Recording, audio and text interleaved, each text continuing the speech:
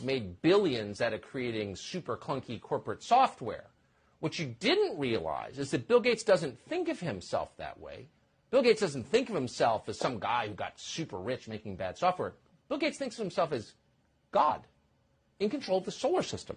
And that's why Bill Gates is now backing something called sun-dimming technology that would reflect sunlight out of the Earth's atmosphere, causing global cooling.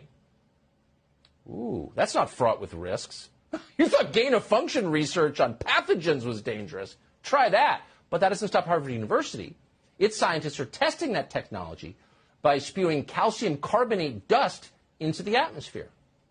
Bill Gates is backing the first high-altitude experiment of one radical climate change solution, creating a massive chemical cloud that could cool the Earth.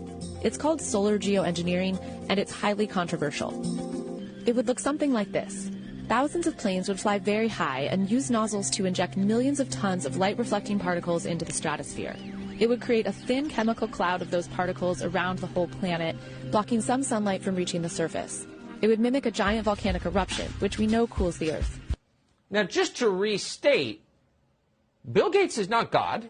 Bill Gates is some kind of weird, socially awkward rich guy who lives in Seattle. He doesn't own the planet, but he's now changing the planet single-handedly. This is not just over his yard in Seattle. This is over your yard and our oceans and the whole planet.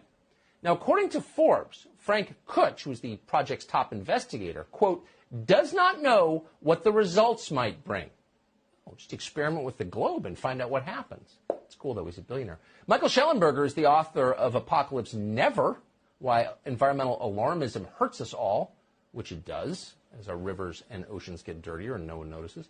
Michael, it's great to see you tonight. Thanks for having me, Tucker. It's a little alarming to think that someone as myopic and out of touch and totally ideological and weird as Bill Gates thinks he's in charge of the planet.